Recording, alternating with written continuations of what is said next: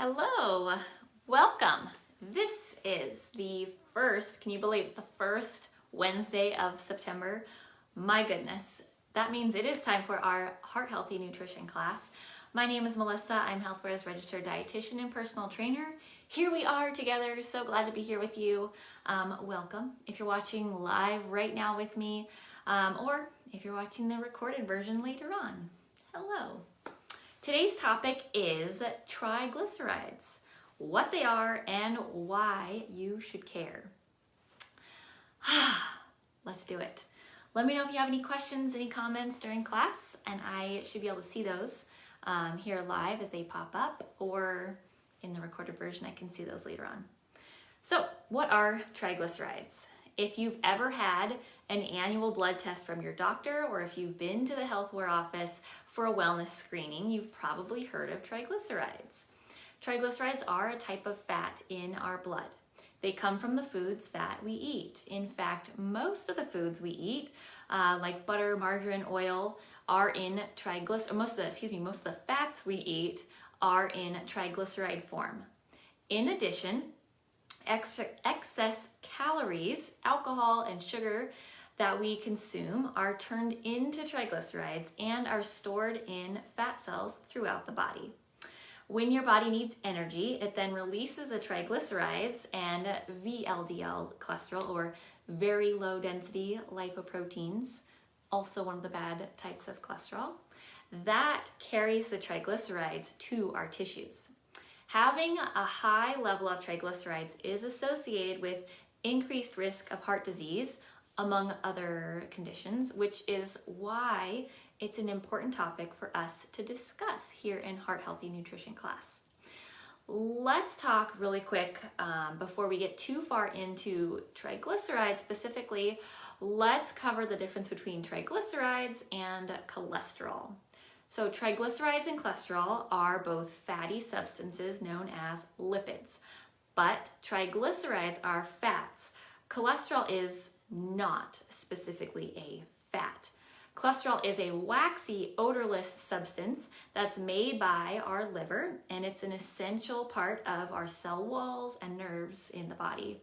Cholesterol also plays an important role in different body functions, such as digestion and hormone production.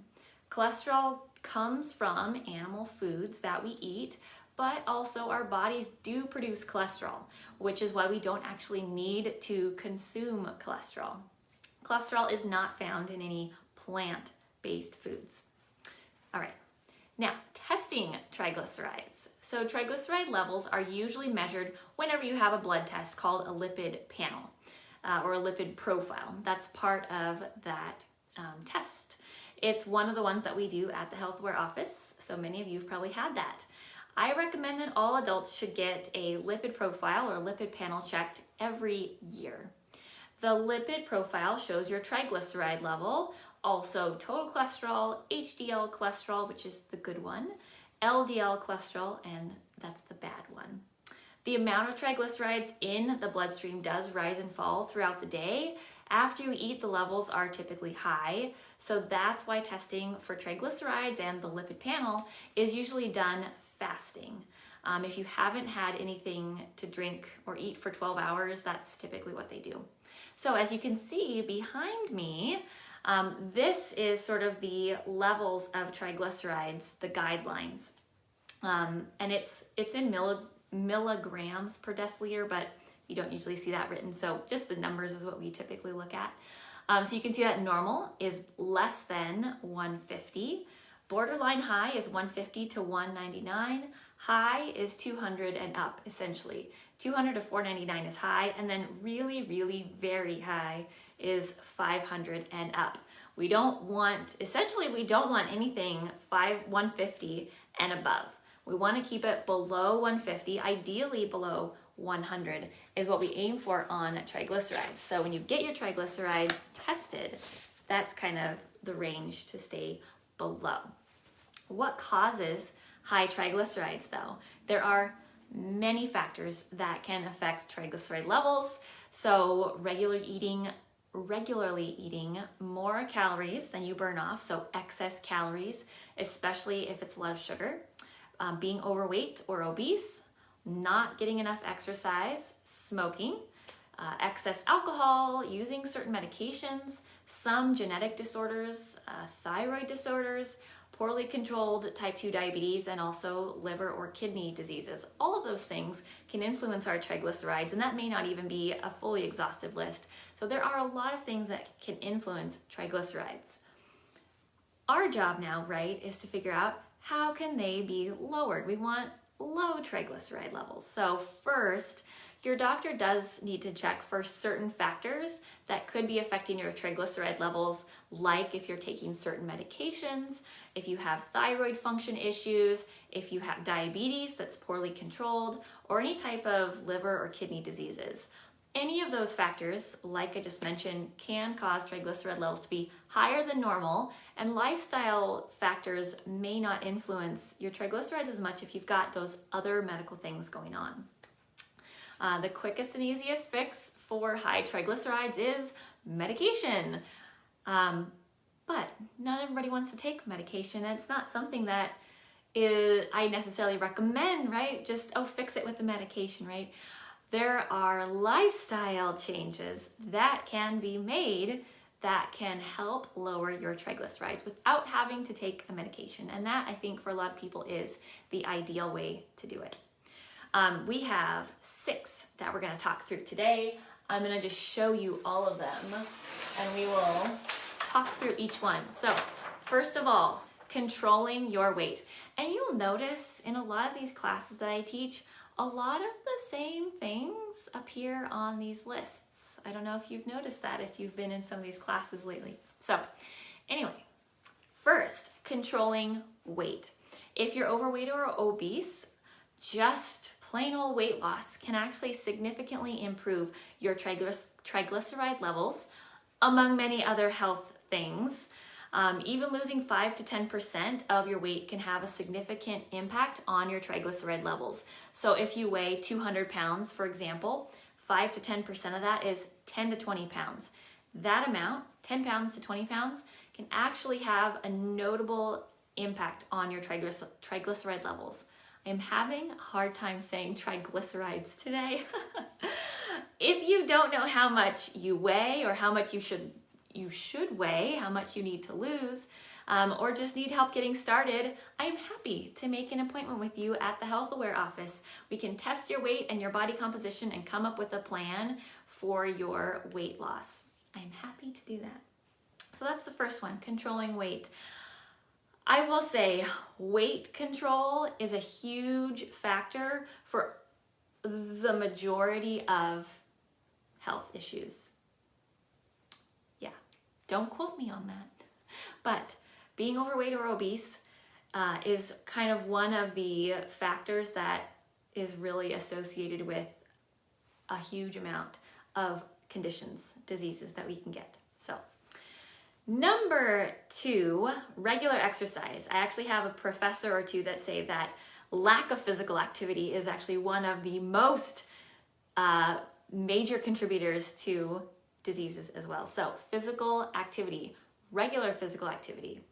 The current exercise guidelines for general health, you may have heard 30 minutes on 5 days per week. Well, for weight loss, 60 minutes on 5 days per week is actually really the recommended amount. 60 minutes is what really helps promote weight loss.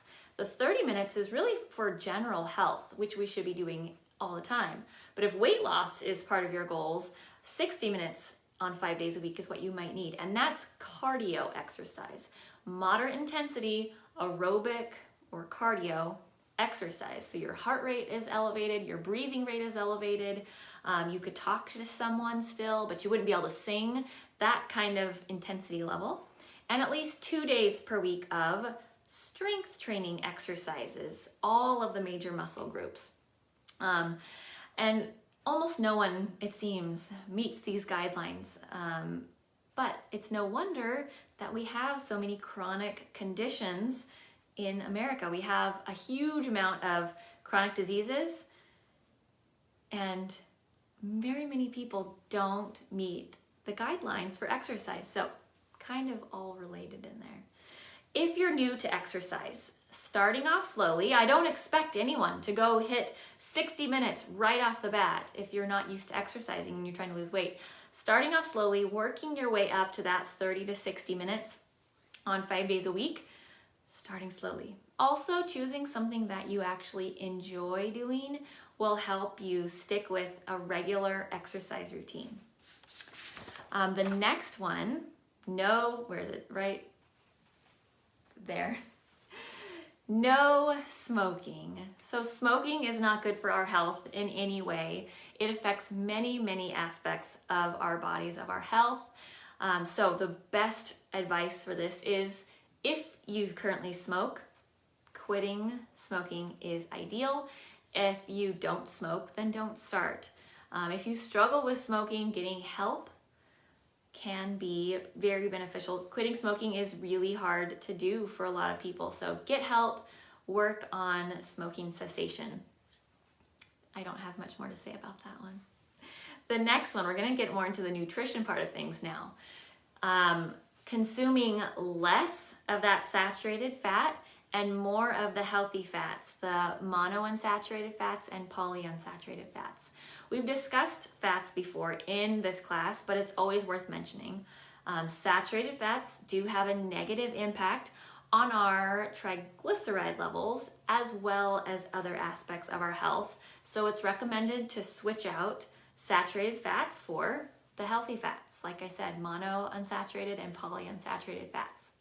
Saturated fats are found primarily in animal-based foods like meat, poultry, dairy, cheese, eggs, butter, but it's also found in coconut oil and palm oil, those tropical oils.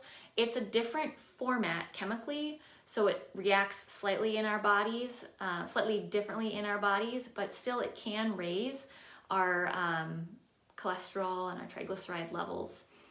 So the healthy fats, the monounsaturated and the polyunsaturated fatty acids, are found in the plant-based sources, such as avocados, nuts, seeds, and extra virgin olive oil.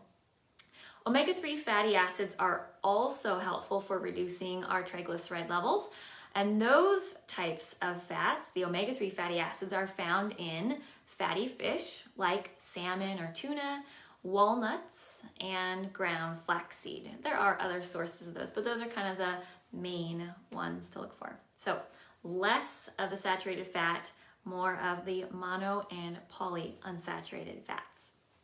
The next one is limiting alcohol intake.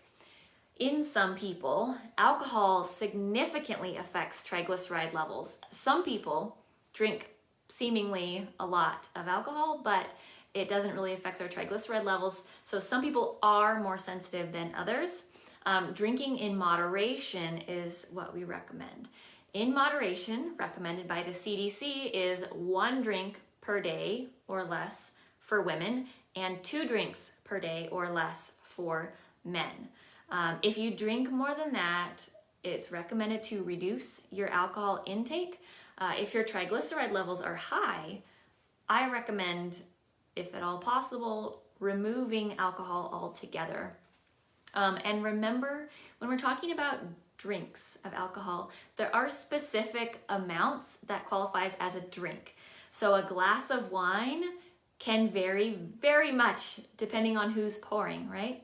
So 5 ounces of wine is considered 1 drink, 12 ounces of beer is considered 1 drink, and 1.5 ounces is considered 1 drink for the hard liquors like whiskey or vodka, okay?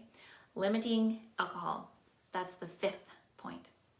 Our last one, probably the most complicated, although I say controlling weight is probably right up there with it, but limiting our intake of sugar and refined grains or refined carbohydrates. This one is tough. This is the factor that in general most people do find the most complicated because nutrition is hard.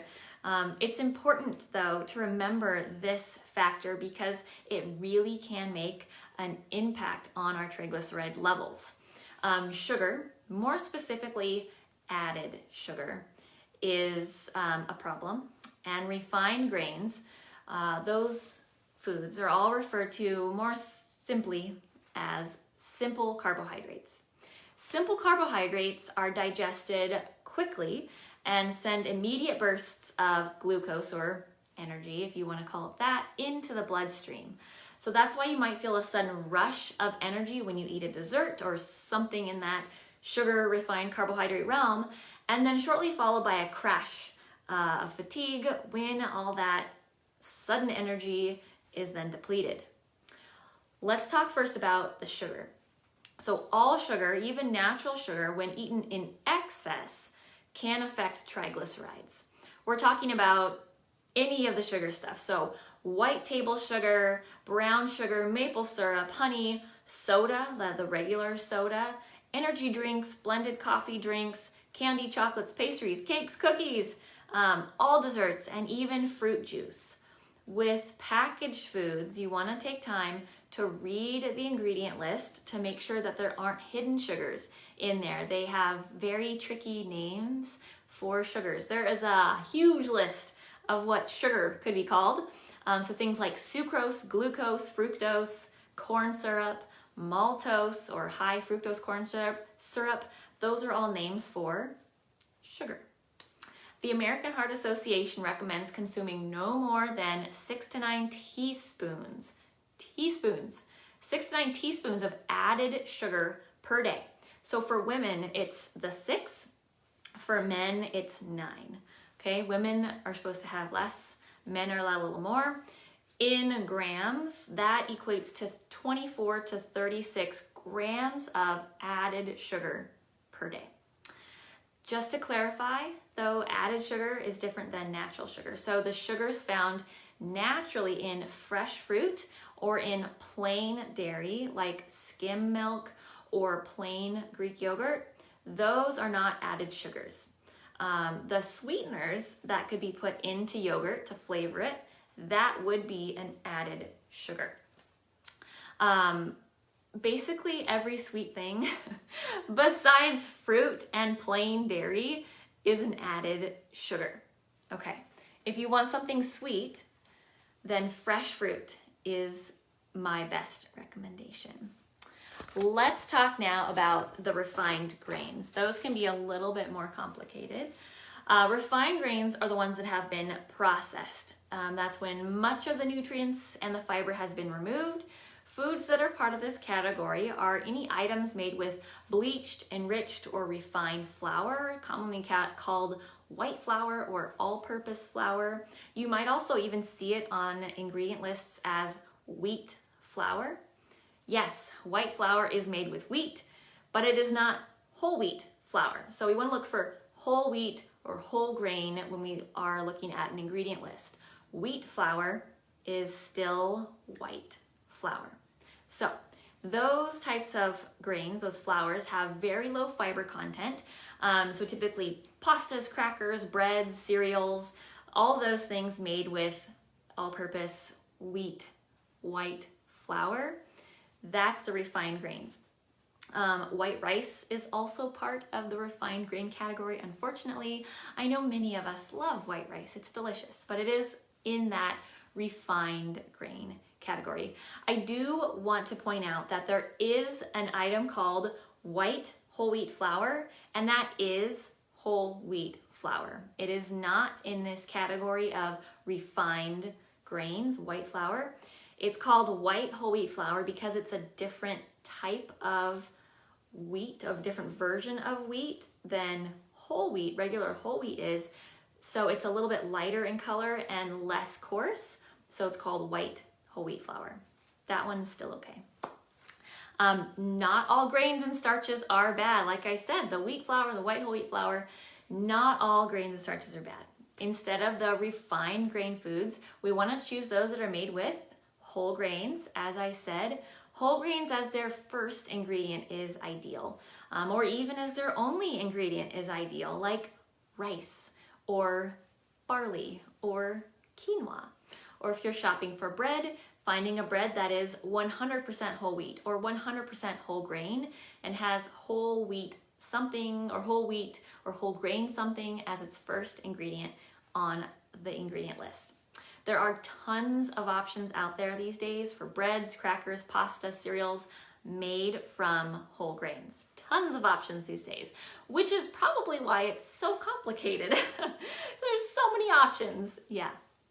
So, in conclusion, triglycerides are an important consideration for heart health, and they can be managed with lifestyle changes rather than just another medication. If you don't know what your triglyceride level is, or if you want help in improving it, we are more than welcome to help at the Health Aware office.